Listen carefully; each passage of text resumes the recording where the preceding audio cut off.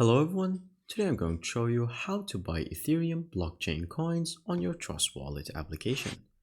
Make sure to watch the video to the end, not to miss any important details, like and subscribe.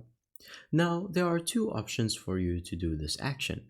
Either first with using your own coins, which you can simply do is go to any coin that you own, for example USDT, click on swap, and then go to the selection from the receive button, select the network, go to Ethereum or all networks, and then from here go to click on and search for Ethereum. And once you find your Ethereum, all you have to do is select for how much you would like to transfer.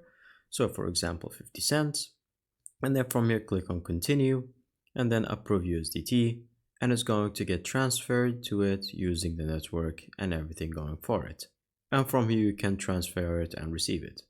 Or the second option is to go back home, and then from here if you want to get Ethereum out of nothing, then all you have to do is click on the funding button in the middle, and it's going to give you multiple options including Google Pay, Binance, Coinbase, or finally buy crypto.